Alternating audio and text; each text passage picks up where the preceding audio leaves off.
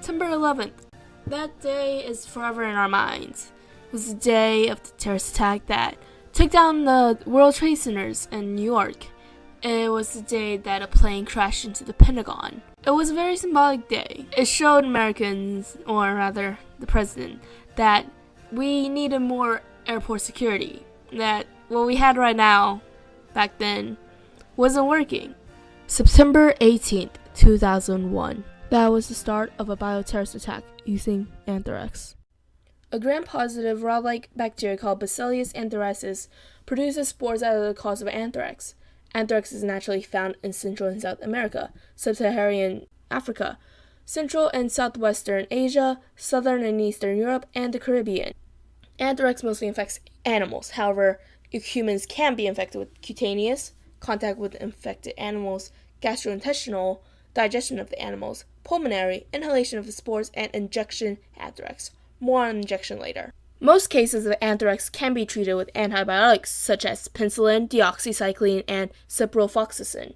The typical length of treatment range from 1 to 2 weeks. Doxycycline and ciprofloxacin are 2 ways of preventing anthrax. The chances of you being infected by anthrax in the US is rare. There are only 1 to 2 cases every year.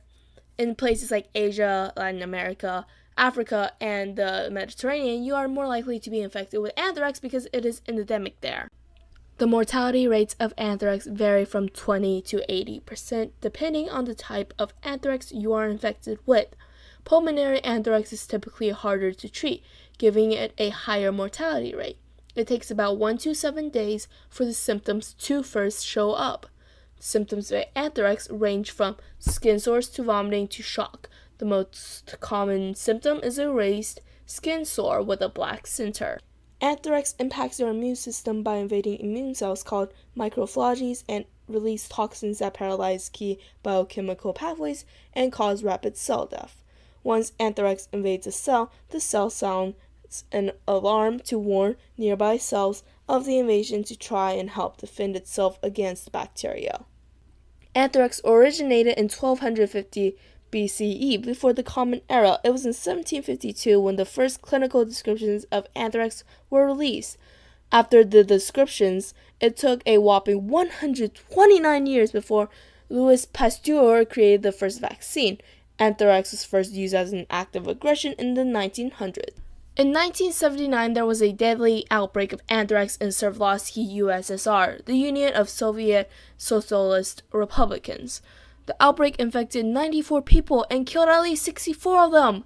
The outbreak was caused by a worker's failure to replace a filter. Imagine if the wind was blowing into the city that day. The death count would be up in the thousands. In 2001, 7 days following the terrorist attack of 9/11, there was an anthrax attack in the United States. Anthrax was spread by mailing letters containing the spores. The letters were sent to several news media offices and 2 Democratic senators, Tom Daschle of South Dakota and Patrick Elia of Vermont. 22 were infected and 5 died during the bioterrorist attack. In early 2010, a small outbreak of anthrax occurred in the United Kingdom and Germany. All of the patients who came into the hospital were drug users who had used heroin before having the symptoms. Anthrax in these patients did not have the typical symptoms of anthrax. Many had swelling and infection in the deeper layers of skin, but they did not have a raised sore with a black center. Doctors categorized this anthrax as a new type of anthrax. They named it injection anthrax. I wonder how they came with that one. Doctors wondered where the anthrax spores came from and how they were injected into the drug users. While no anthrax was found in the heroin itself, evidence gathered by epidemiologists strongly suggests that the anthrax was in the heroin. Anthrax is rare but extremely fatal. This video was made in hopes that you learn about the dangers of anthrax and why it is important to protect yourself against anthrax. Stay safe.